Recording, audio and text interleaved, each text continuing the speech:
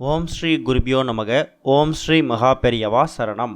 ஒரு கைப்பிடி குண்டு மஞ்சள், 2 வசம்பு இருந்தால் போதும். இந்த ஒரு பரிகாரத்தை நீங்கள் இந்த 2 நாளில் ஏதாவது நாள் செய்கிறது மூலயமா உங்கள் குடும்பத்துக்கு தேவையான எல்லா விதமான செல்வ செழிப்பையும் நீங்கள் ஏற்படுத்திக்க முடியும். நம்ம வாழ்க்கையில் இன்பமும் துன்பமும் மாறி மாறி தான் வரும். ஏற்றமும் இறக்கமும் நிறைஞ்சது தான் வாழ்க்கை. ஆனால் ஒரு சில பேர் வாழ்க்கையில் துன்பத்தை மட்டுமே அதிகளவு அனுபவிச்சிருப்பாங்க. அதுக்கு பல காரணங்கள் இருந்தாலும் அவங்கள சுற்றி இருக்கக்கூடிய எதிர்மறையான ஆற்றல்கள் தான் முக்கியமான காரணம். கிரக தோஷமாக இருந்தாலும் சரி, முன்னோர்களால் ஏற்பட்ட சாபமாக இருந்தாலும் சரி, கண் திருஷ்டியாக இருந்தாலும் சரி, செய்வினை கோளாறாக இருந்தாலும் சரி, இது எல்லாமே நம்மை சுற்றி இருக்கக்கூடிய ஒரு விதமான எதிர்மறை ஆற்றல் தான். இந்த எதிர்மறை ஆற்றலால் நமக்கு துன்பங்கள் ஏற்படும். நம்மை சுற்றி மட்டும் இல்லை, நம்மக்கிட்ட இருக்கக்கூடிய எதிர்மறை ஆற்றல்களை ஏற்படுத்தி நமக்கு நல்லதை செய்ய விடாமல் கெடுதலை ஏற்படுத்திக்கிட்டு இருக்கும்.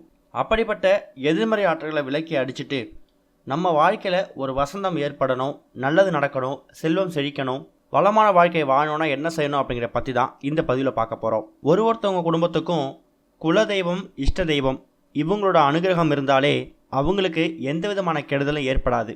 இன்னொரு பக்கம் வீட்டில் இருக்கக்கூடிய பெண்களை மகாலட்சுமிக்கு சமமாக கருதணும். எந்த ஒரு வீட்டில் பெண்கள் சிரித்து சந்தோஷமாக இருக்காங்களோ அந்த வீட்டில் மகாலட்சுமியோட அருள் இருக்குன்னு சொல்லப்படுது. அப்படி சிறப்பு மிகுந்த பெண்களுக்கு கஷ்டங்களும் துன்பங்களும் துரத்திக்கிட்டு இருக்க சமயத்தில் அதுலேருந்து எப்படி வெளில வரதுனா முழிச்சுக்கிட்டு இருப்பாங்க. அப்படி வெளிவரக்கூடிய ஒரு அற்புதமான பரிகாரம் தான் இது. இந்த ஒரு வழிபாட்டை செய்கிறதுக்கு நீங்கள் ஞாயிற்றுக்கிழமை, வெள்ளிக்கிழமை, செவ்வாய்க்கிழமை இந்த 3 நாட்களில் ஏதாவது நாளை பயன்படுத்திக்கோங்க. குண்டு மஞ்சள் ஏற்கனவே உங்கள் வீட்டில் இருந்துச்சுன்னா அதை பயன்படுத்த வேணாம். புதுசாக கடைகளில் குண்டு மஞ்சளை வாங்கிட்டு வந்து அதை உங்களோட பூஜை அறை வச்சு பூஜை பண்ணிவிட்டு அதை அம்மிக்கல்ல முடிஞ்சால் அம்மிக்கல்லையோ இல்லை ஆட்டுக்கல்லையோ வச்சு அரைச்சி பாருங்கள். ஒருவேளை அதுக்கான வசதி இல்லை அப்படிங்கிற பட்சத்தில் உங்கள் வீட்டில் இருக்கக்கூடிய மிக்ஸி ஜாரை பயன்படுத்தியே அந்த குண்டு மஞ்சளை நல்லா மாவு மாதிரி அரைச்சிக்கோங்க. மாவு மாதிரி அரைச்சி வசம்பு, பேர் சொல்லக்கூடாதுன்னு சொல்லக்கூடிய அந்த வசம்பையும் கொஞ்சமாக இழைச்சி அந்த மஞ்சளோடு சேர்த்துக்கோங்க.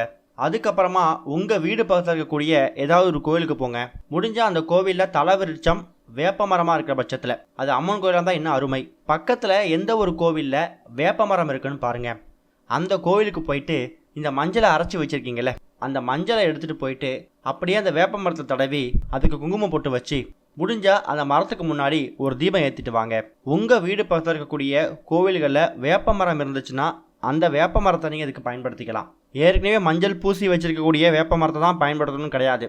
கோவிலில் சும்மா ஒரு வேப்ப மரம் இருந்தாலும் கண்டுக்காமல் அதுக்கு கூட நீங்கள் மஞ்சள் தடவி பொட்டு வச்சு ஒரு தீபம் ஏற்றிட்டு வரலாம். இப்படி செய்கிறது மூலயமா உங்களுக்கு குலதெய்வம், இஷ்ட தெய்வம் இப்படி பலவிதமான தெய்வங்களோட அருள் கிடைக்கும். முயற்சி பண்ணுங்க, நல்லது நடக்கும். ஓம் ஸ்ரீ குருபியோ நமக. ஓம் ஸ்ரீ மகா பெரியவா சரணம்.